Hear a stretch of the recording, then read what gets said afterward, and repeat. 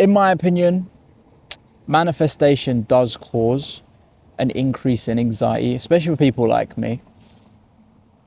If you're anything like me, right, who in their adolescent years sort of suffer with anxiety, and I don't mean the social anxiety perspective, I mean the whole, and you guys will know if you've suffered with this, right? It's this sort of just, it's so indescribable. It's just this feeling within yourself that you're always a bit worried about whether it's past, whether it's the future.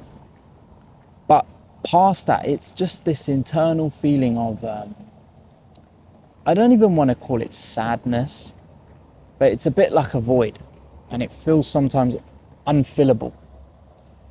And that feeling chased me around for a lot of my youth. And I'm not even saying that, oh, I had a shit youth because of that. Don't get me wrong, I had great times. I did loads of stuff. I was able to still live my life, but it definitely impacted me in a way. And what I noticed was, and why I wanted to make this video, was because people who would have suffered with anxiety the same way I would have been easily drawn to a lot of these modern manifestation videos.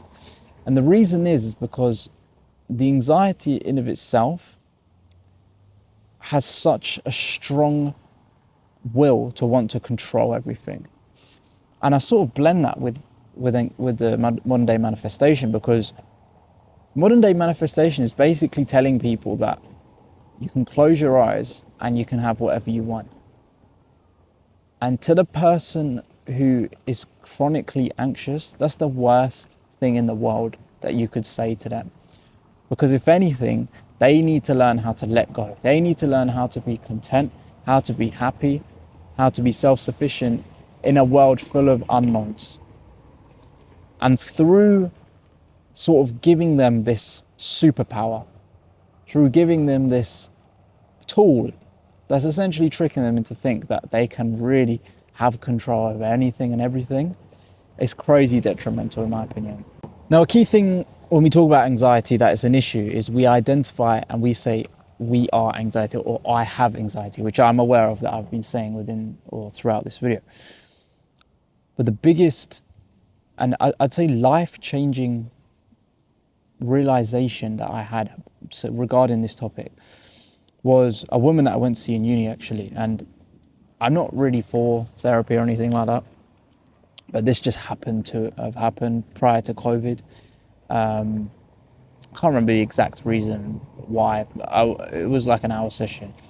And the lady said something to me very profound that I feel like stuck with me and actually helped me get out of the rut that I was in. And it was just to actually realize that you are not anxiety, but anxiety is just a thing that is beneficial to you in many ways, but also something that isn't your entire personality or your entire being, right? Anxiety is good for us. We need it in, for example, fight or flight scenarios, in periods of stress, right? We need it for a competitive edge. However, anything or too much of anything is always an issue, right? If you think about that with regards to anything pleasurely, or even like water and laughter, right? You can die with too much water, you can die off of laughing too much, right? It sounds crazy, but realistically, too much of anything is a big issue. So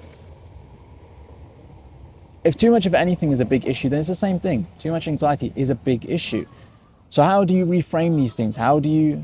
So my bad, the video actually got cut off. So how do we reframe these things? It's through self-image, right? So if we've just said that too much of anything is a bad thing, then one, we need to regulate ourselves and understand that we're not always going to be happy all the time. We're not always going to be sad all the time. We're not always going to be anxious all the time. We're not always going to be depressed all the time. But these emotions are normal. And I think coming to this idea that the things that you are experiencing are just part of the human experience, it just allows you to say, you know what, that's cool. If I'm feeling like this today, that's cool. I remember this one conversation I was having with a friend, and we were talking about how being sort of at this baseline stationary type area is the best place to be. You don't want to be all the time too up here. You don't want to be all the time too down here. You need to have this sort of baseline, sort of just figure out where that lies for you. So anyway, let's say you are dealing with that anxiety all the time, then how do we get over that sort of thing?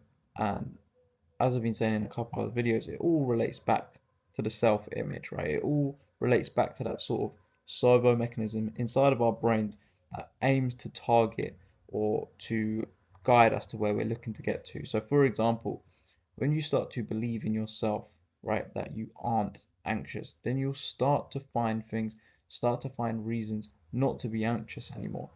When you're constantly just focused on the feeling of anxiety, you will naturally find that in your world around you, right? We have that reticular activating system where naturally the feelings and emotions that we're embodying, we'll start to find them in nature, in our environment around us. We'll start to hear and focus on stories that relate to our pain, right? It's why, for example, all great salespeople are relatable. The people that you end up buying things from, they always have this relatability factor because essentially they're just tapping into that feeling that you have inside of you, that reticular activating system that is waiting for you to hear that story from them. Yeah. So, how do we change our self image? It could be down to numerous different things. It could be through affirmations. It could be through visualization. Now I know I've joked about or knocked visualization in a way. I'm mocking it or knocking it in the sense of people thinking that shit's just gonna fall on their lap, right? But you can actually change your entire identity through those things, right? Waking up. Meditation for me was the one that really done it for me because what I noticed was what my brain was just so erratic through limiting the thoughts, limiting the amount of ideas I was having in my mind on a daily basis, that allowed me to have a bit more stability in my mind. So for me, meditation was the one, right? And I would challenge anyone watching this video to just do 10 minutes meditation daily in the morning. And you'll just start to notice over about the course of 30 days, your level of thinking will just start to slow down, right? What I would also do is study the people around you, right? So everyone probably knows someone who's quite anxious, yeah? What you'll notice is number one, they're what's the word I'm looking for? They're very erratic, right? They lack presence. And in a way, I don't even want to say it's a narcissistic style trait, but they're just very focused on themselves all the time. Right? I read something really, really, really good the other, I think it was yesterday or the day before, about what was the exact quote? It was that people, so as long as you're only focusing on your own needs and your own interests and your own wants, you will always be sad, or you will always have this sort of void feeling like I was talking about. And through the interest of other people, right, you actually gain a ton of clarity, a ton of sort of mindfulness, a ton of experience yourself.